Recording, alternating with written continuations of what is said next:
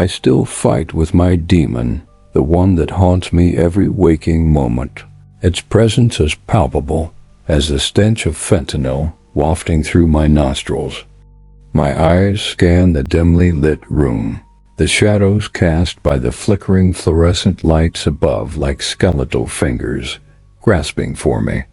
I'm stuck in this hellhole of an apartment, surrounded by the detritus of my own addiction. My mind is a maelstrom of guilt and self-loathing, each thought a razor-sharp blade slicing through my already frayed nerves. How did it come to this? From the heights of ambition to the depths of despair, where the only thing that keeps me going is the fleeting high of the next fix.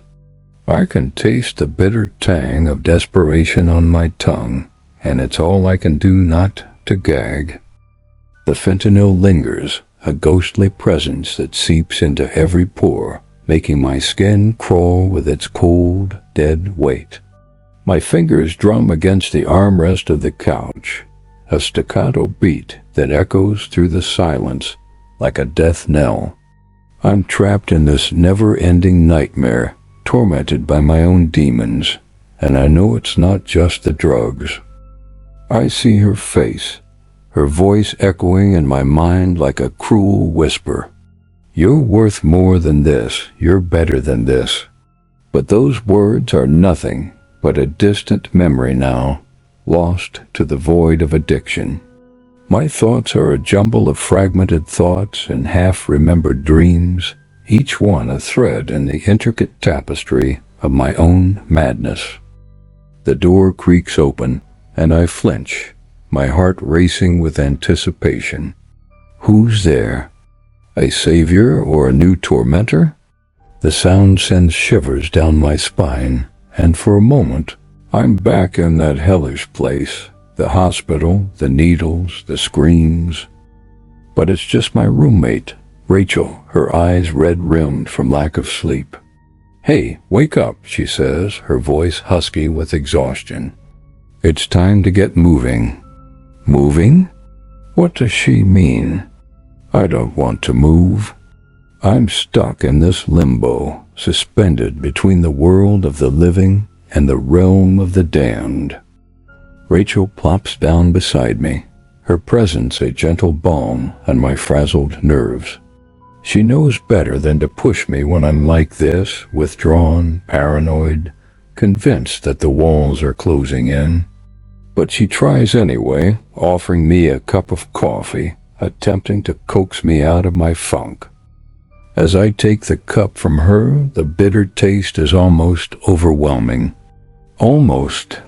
My eyes water, and for a moment I'm back at the rehab center, the smell of disinfectant, the feel of sterile sheets beneath me.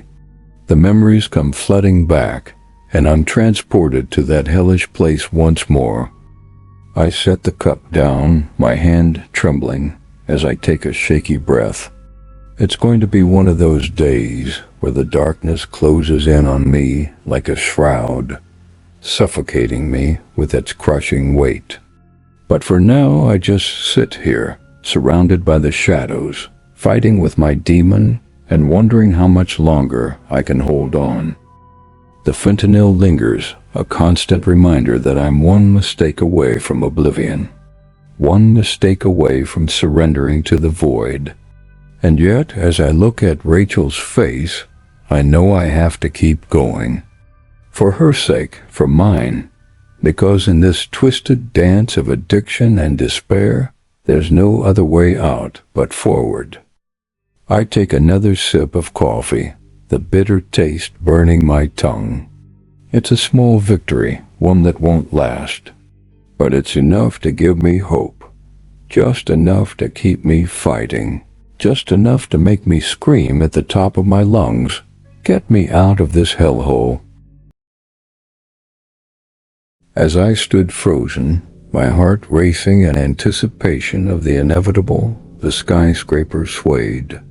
It was as if the very foundations were shifting, threatening to unravel the fragile thread that held our precarious existence together.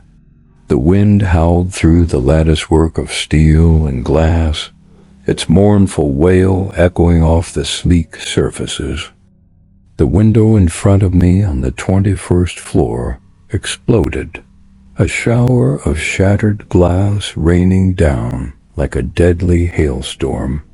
I felt a scream building in my throat, but it was stuck, refusing to escape as the reality of our situation slowly dawned on me. The sound of crunching metal and shattering glass was deafening, a cacophony that threatened to consume us all. My gaze is drawn to the jagged edge of the shattered glass, where the shards seemed to be arranged in a deliberate pattern, like the broken remnants of a fractured mirror. I can see the faint outline of a face, twisted in a silent scream, etched into the cracked surface.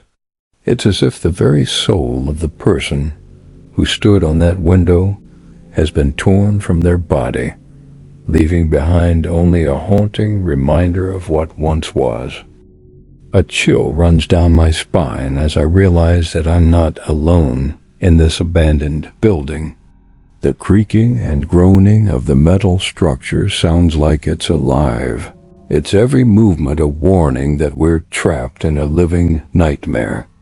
My skin crawls with unease, and my breath comes in short gasps as I scan the darkness beyond the reach of the faint light. How did this happen? What triggered this catastrophic event? The questions swirl in my mind like a maelstrom, refusing to be silenced by the growing sense of dread that threatens to consume me. Was it some kind of experiment gone wrong? A catastrophic failure of the building's systems? Or was it something far more sinister? I force myself to focus on the present moment, my eyes fixed on the shattered glass as the reality of our situation sinks in. The window is no longer a barrier between us and the void outside. It's now an open door to madness and terror. My thoughts are interrupted by a faint creaking sound, like the slow groaning of an old wooden door. It's a low rumble at first, but it grows louder, more insistent, until it feels like the very foundations of the building are shifting beneath my feet. I feel a bead of sweat trickle down my spine as I realize that we're not alone in this abandoned skyscraper. What's coming for us? The darkness seems to be closing in, its edges creeping outward like grasping fingers. My heart is racing now, pounding out a frantic rhythm in my chest. Every sound is amplified, the creaking of the metal, the groaning of the wind, and the distant hum of some unknown engine. I take a deep breath, trying to steady myself against the rising tide of fear that threatens to engulf me whole. But it's no use. I'm consumed by my own thoughts now, lost in a labyrinthine maze of questions and fears. What if we're not just trapped in this building? What if we're trapped in some kind of twisted experiment? The creaking grows louder still, until it feels like the very fabric of reality is unraveling before my eyes. I feel myself being pulled toward the shattered glass, drawn to its jagged edge by some unseen force. As I take another step forward, the darkness closes in around me, its edges blurring into a swirling vortex of shadows and light. The world seems to be spinning now, like a mad whirlwind that's pulling us all down into an abyss of madness and terror. I feel myself screaming silently, my voice lost in the void, as I realize that I'm trapped in this living nightmare, with no escape from the horrors that lurk within these twisted walls. And then everything goes black,